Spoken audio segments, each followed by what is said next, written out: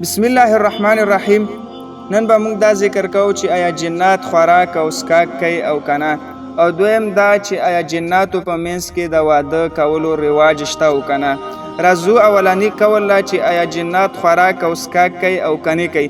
په دې کې د علماء کرامو اختلاف دی. بعض خلک کوي چې ټول اقسام د جناتو څومره جنات چې په دنیا کې موجود دي هغه خوراک او اسکاک نه کوي، او دا قول ډیر کمزوری دی او غیر معتبر دی او صحیح قول نه دی. دویم قول دا دی چې بعضی قسم د جناتو هغه خوراک او اسکاک کوي، او بعضی داسې جنات دي چې هغه خوراک او اسکاک نه کوي. دریم قول دا دی او دا صحیح قول دی چې ټول اقسام د جناتو دا خوراک او اسکاک کوي. او بیا په دې دریم قول کې خلکو اختلاف کړی چې آیا جنات خوراک او اسکاک کوي دا لاندې تیروي او کني تیروي. نو بعضو ویلي چې دا خوراک صرف بوکي لاندې تیری نه، او بعضو ویلي او دا صحیح قول دی چې جنات خوراک کوي او اسکاک هم کوي او تیری. بخاری شریف کې حدیث دی د ابو هريره رضی الله تعالی عنہ. ابو هريره رضی الله تعالی عنہ فرمایي چې نبی علیه الصلاۃ والسلام دا د استنجا لپاره څوکانو راوړلو حکم وکړو، او دا یو فرمایل چې تاسو د استنجا لپاره هډوکي او غشیان مه راوړئ.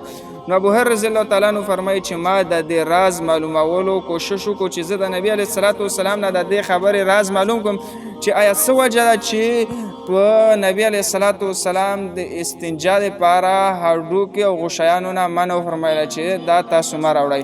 نو ابو هريره رضی الله تعالی عنہ فرمایي چې نبی علیه الصلاۃ والسلام وروسته بیا موږ ته وویل چې دا د جناتو غذا ده، هډوکي او غشیان دا د جناتو غذا ده، تاسو مه استعمالوئ. په دې کې چې کوم دی د ترمذی شریف حدیث دی چې نبی علیه الصلاۃ والسلام فرمایي چې په غشیانو او په هډوکو باندې تاسو استنجا مه کوئ، ځکه په دې کې ستاسو وروڼو لپاره خوراک کوي، یعنی د پیریانو لپاره دا خوراک کوي.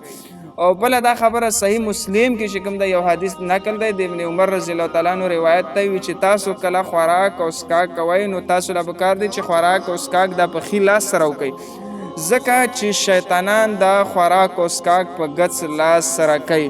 او یو حدیث کې چې تاسو لا پکار دی چې د دې شیطانانو مخالفت وکړئ، هغه په خې په ګچ لاس سره خوراک او اسکاک کوي، نو تاسو لا پکار دی چې په خې لاس سره خوراک او اسکاک وکړئ.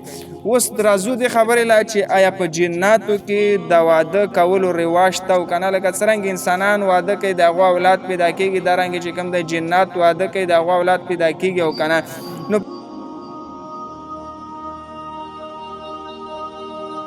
په دې کې اختلاف دی. بعضو ویلي دي چې لکه څرنګه جنات خوراک او اسکاک هم نه کوي، نو همدارنګې جناتو کې د واده رواج هم نشته دی.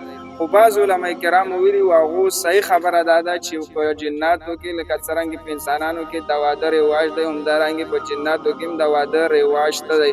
علماء کرامو د دې آیات نه استدلال کړی لم یطمسهن انس قبلهم ولا جان، چې دا داسې هورې دي چې دا نه مخکې انسان مسه کړي، جمع وسه کړې ده او نه وسه پیري جمع کړې ده. د دې آیات نه دا معلومیږي چې په جناتو کې د واده کولو رواج ته.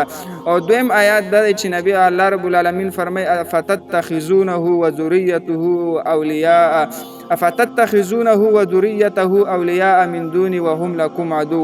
الله رب العالمین فرمایي چې تاسو نسئ د شیطان لرا او د شیطان اولاد لرا په دوستۍ باندې، حالانکه د شیطان او اولاد د شیطان د چي د تاسو لپاره دشمن دی.